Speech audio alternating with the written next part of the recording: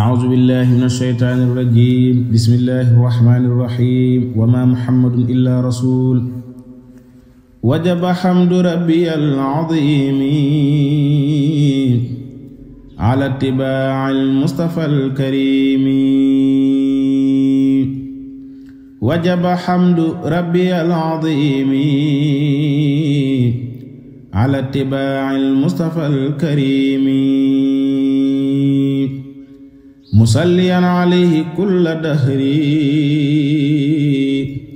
وآله وصحبه في الجهر الحمد لله على كون الرسول محمد وسيلتي إلى الجليل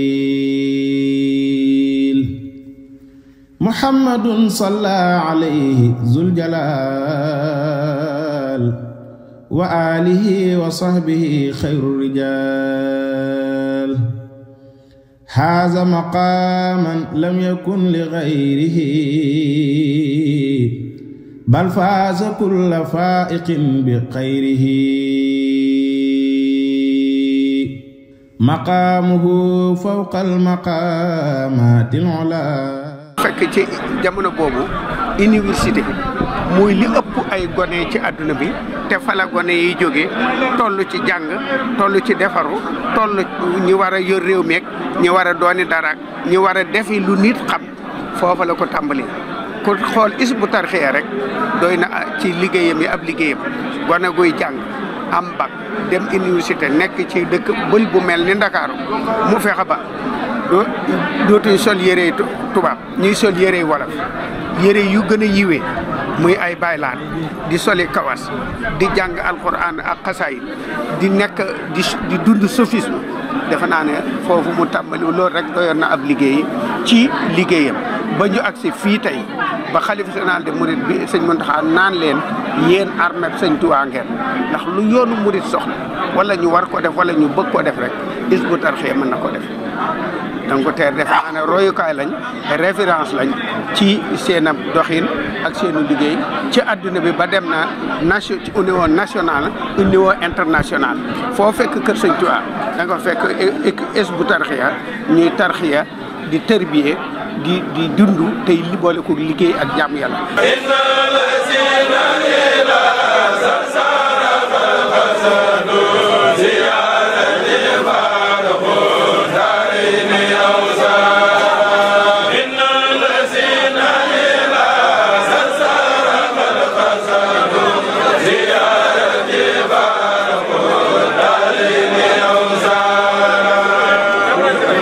خطوط الكفر والأوثان والشرك والنفاق والعصيان waaw yëg-yëg bi mooy fàttaliku boo gisee ñu koy def du mbiru aada du mbiru saayir waaye dafay loo xamante day dimbali nit ki pour mu xam mooy kan Sëñ Abdou Lahad na dafa bokk ci jëmm yi nga xam ne suñ koy fàttaliku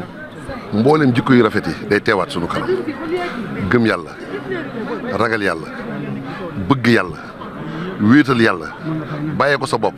ak xam ne am nga kilifa gu mat kilifa muy sëñ Tuubaa nga jox ko sa lépp topp ci ginnaaw raj-raj bi ak jamono ni mu mel ni ku ñu bëgg a soppi bu ñu fàttalikoo Sëñ Abdou Lahad rek xam ne waruñoo soppiku alali àdduna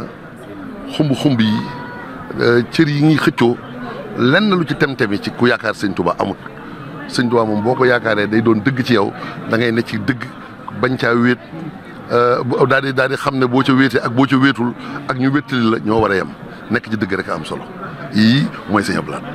ndax du bis boo xamante ne wàllu saayir la lekk ak naan siyaare dox dugg génn déedéet yeesalaat pas-pas la ndax nit dafa doomu aadama dafa doon koo xam ne dafa gaaw a fàtte te li koy fàtteloo mooy melokaanu jamono àdduna da koy wan ne ko munoo ñàkk def lii munoo ñàkk bàyyi xel lii te yooyu yëpp amul solo ne ci Sëriñ Tuubaa te sax ci mooy jàpp ak dëgg te dëggal ko mooy li am solo lii daal la ñuy santaat di ñaanal sëñ Sidi moom Cheikh Abdou Lahad ak njabootu Sëñ Abdou Lahad gépp ñu yàgg fi te wér nun moom amel nañ ko bor buñ ko mënta fay waaye bàyyee nañ ko way juróom mu tedd ba ak kilifaam jërë ngeen abdullah al jalil ila mamati bi sunnati rasul أدخلت نفسي وجميع أهلي في جيب أفضل الورى ذي الفضل أدخلت نفسي وجميع أهلي في جيب أفضل الورى ذي الفضل ربي عليه صل أفضل الصلاة بها أفارق العيوب الموبقات سخني إلى الإيمان والإسلام ثم إلى الإحسان ذي الإتمام وجه إلي ما يوافق الصواب ولتكفني بجاهه كل عتاب له وللآل وللصحابة جد بصلاة تورث الإجابة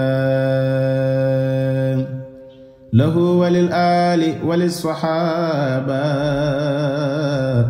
جد بصلاة تورث الإجابة